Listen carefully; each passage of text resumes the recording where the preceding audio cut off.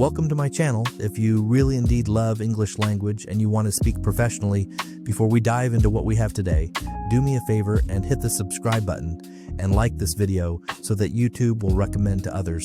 Let's get started. In this comprehensive English listening practice session, I'm going to walk you through the complete system for educating your brain to think directly in English. We're not talking about memorizing more words or drilling grammar exercises until your eyes glaze over. We're talking about a fundamental rewiring of how your brain processes language. This is the same method that helped thousands of English learners break through their fluency barriers and finally speak English without translation, without hesitation, and without fear. By implementing these scientifically backed techniques, you'll discover how to build what I call your English brain, and the transformation happens faster than you might think possible. Section 1. Understanding the translation problem. Let me paint a picture of what's happening inside your brain right now when you try to speak English. Imagine your brain is like a massive city with highways connecting different neighborhoods. In one neighborhood, you have your native language with strong and well-paved highways that you've been driving on your entire life. These roads are smooth, fast, and automatic. You don't even think about which exit to take because you've traveled them thousands of times. Now, in another neighborhood, you have English. But the roads connecting your native language neighborhood to your English neighborhood are narrow, bumpy dirt paths. Every time you want to speak English, your brain has to travel down these slow, difficult paths, constantly checking the map, making wrong turns, and backtracking. This is a translation, and this is why speaking English feels so exhausting and unnatural. Recent research in neurolinguistics from 2024 shows that bilingual speakers who achieve true fluency develop separate neural pathways for each language. They're not constantly traveling between language neighborhoods. Instead, they build superhighways directly within the English neighborhood itself. This is what thinking in English really means, and this is exactly what we're going to build together today. The problem with traditional English learning methods is they actually reinforce these translation pathways. When you use bilingual dictionaries, when you learn vocabulary with native language definitions, when you practice by translating sentences, you're paving those slow, inefficient roads even wider. You're training your brain to always take the long route through translation, and this becomes a habit that gets harder and harder to break over time. Section 2. The 4 stages of language brain development. Understanding how your brain develops language fluency is absolutely crucial because once you see the stages clearly, you'll know exactly where you are right now and what you need to do to move forward. Think of language learning, like learning to drive a car. At first, everything requires intense conscious thought. You're thinking about the steering wheel, the pedals, the mirrors, the turn signals, every single action separately.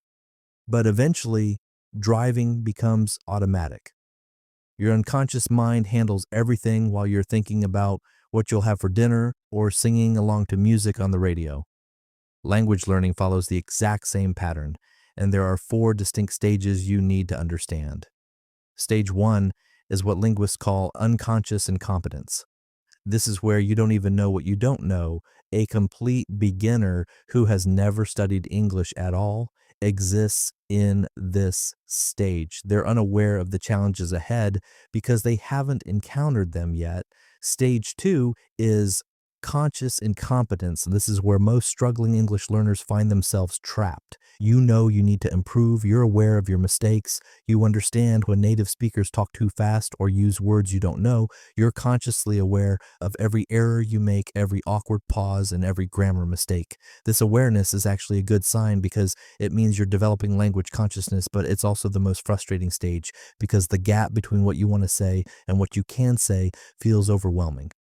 Stage 3 is conscious competence, and this is the breakthrough stage where you can communicate effectively in English, but it still requires effort and concentration. You're no longer translating every word, but you're still thinking about what you're saying as you say it. You might still make mistakes, but you can usually catch and correct them. You can hold conversations, understand native speakers in most situations, and express your ideas, but it drains your mental energy because you're still consciously managing the process.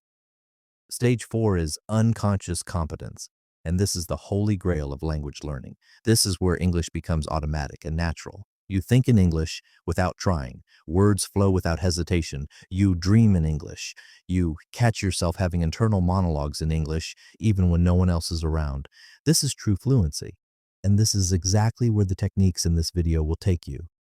The key insight here is that you cannot skip stages, but you can dramatically accelerate your progress through them by training your brain correctly. Most traditional English learning methods keep you stuck in stage 2 for years or even decades. The system I'm sharing today is specifically designed to push you rapidly through stage 3 and into stage 4, where English becomes as natural as your native language. Section 3. The foundation building your English-only environment.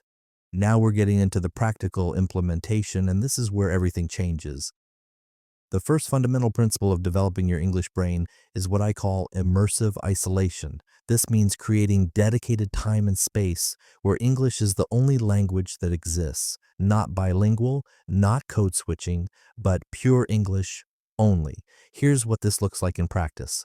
Starting today, you're going to designate specific times during your day as English-only zones.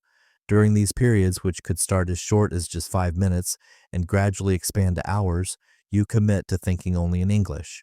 No native language allowed, not even in your thoughts. This might sound extreme, but this is exactly how your brain learns to operate in English automatically. Let me give you a specific implementation strategy. First thing in the morning, before you even get out of bed, spend 5 minutes thinking in English. Not about complex topics at first, just simple observations. I'm waking up, I hear birds outside, the sun is shining through my window, I need to use the bathroom, I'm feeling tired, but I need to start my day. These simple thoughts in English are building those neural highways I mentioned earlier. Throughout your day, narrate your actions in English silently in your mind. When you're making coffee, keep thinking of this. I'm pouring water into the coffee maker. I'm adding 2 spoons of coffee grounds. I'm pressing the start button. The coffee smells amazing. When you're walking to work, observe your environment in English. That car is red, the traffic light is green, people are rushing to catch the bus. The weather feels nice today. This technique, which language acquisition specialists call internal narration, is one of the most powerful tools for developing fluency because it trains your brain to operate in English during low-pressure situations. You're not worried about making mistakes because no one can hear you. You're not stressed about pronunciation because you're not speaking out loud. You're simply building the habit of thinking in English, and this habit becomes the foundation for everything else. But here's where most people make a critical mistake. They try to think in English using complex sentences and vocabulary they barely know. They get frustrated when they can't find the words, and then they give up. Don't do this. And the secret to making internal narration work is to keep it simple. Use the vocabulary and grammar you already know comfortably. Describe simple, concrete things you can see and experience right now. Build confidence and speed with simple English before attempting complex thoughts. Section 4. The object labeling technique. Now I'm going to teach you the single most effective technique for building vocabulary that thinks in English rather than translates from your native language. This is called the object labeling technique, and it's been used by successful language learners for decades because it creates direct associations between English words and their real-world meanings without any translation bridge. Here's exactly how this works. Right now, look around whatever room you're in. I want you to point at 10 different objects you can see and name them in English. Don't think of the word in your native language first. Look directly at the object and let the English word come to your mind. If you don't know the English word, that's okay. You're going to learn it right now. Let's do this together. I'm looking at my desk and I see a laptop, a coffee mug, a notebook, a pen, a lamp, a phone charger, a plant, a picture frame, some books, and a desk organizer. When I look at each of these objects, the English word appears in my mind automatically because I've trained my brain to associate the visual image directly with the English word, not with my native language word that then translates to English.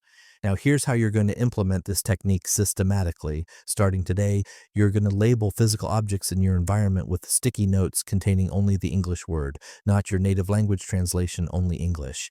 Put these labels on your refrigerator, your coffee maker, your bathroom mirror, your bedroom door, your desk lamp, your television, everywhere you look regularly throughout your day.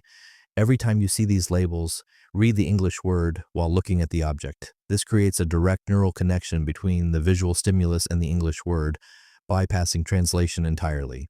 Your brain starts to recognize that refrigerator is the name of that big cold box in your kitchen, not a translation of whatever you call it in your native language, but the actual direct name of that object in English. After 1 week of seeing these labels daily, remove them and test yourself. Walk around your home, point at objects, and see if the English words come to mind automatically without thinking of your native language first. For words that don't come automatically, put the labels back up for another week. For words that do come automatically, you've successfully created a direct English association, and that word is now part of your English brain, not your translation dictionary. But we're not stopping with physical objects. The next level of this technique involves describing these objects using simple English sentences, still without translation. Look at your coffee mug and think, "This is my coffee mug. It's white with a blue design. I drink coffee from it every morning. It keeps my coffee hot. I really like this mug." These simple descriptions create contextual understanding around vocabulary, which is how native speakers actually understand and use words. In Section 5, Simple Sentence Construction, which is building your thought patterns. Now that you're building direct associations between English words and their meanings, we need to start constructing simple sentences in English without translation. This is where many learners struggle because they try to build complex sentences before they've mastered simple ones. They want to express complicated thoughts before they can comfortably express basic observations, and this creates frustration that leads to giving up. The solution is what I call progressive sentence building, and it starts with the most basic sentence structure in English. These are subject, verb, object. For example, I drink coffee. She read books. They play soccer. These three-word sentences might seem too simple, but they're actually building the fundamental thought patterns that your English brain needs to operate automatically. Here's your practice routine for the next week. Every hour during your waking day, stop whatever you're doing and construct 5 simple sentences in English about your current situation or recent activities. Keep them short, simple, and direct. For example, I am working. I feel tired. I want lunch. The phone is ringing. I need a break. Don't translate these from your native language. Instead, observe your situation and let the simple English sentences form directly in your mind. After you're comfortable with 3-word sentences, expand to 4 words by adding adjectives or adverbs. I drink hot coffee.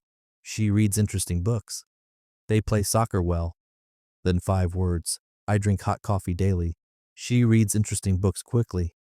You're not learning new grammar rules here. You're training your brain to construct English sentences automatically, the same way native speakers do, by building from simple foundations to more complex structures naturally and gradually.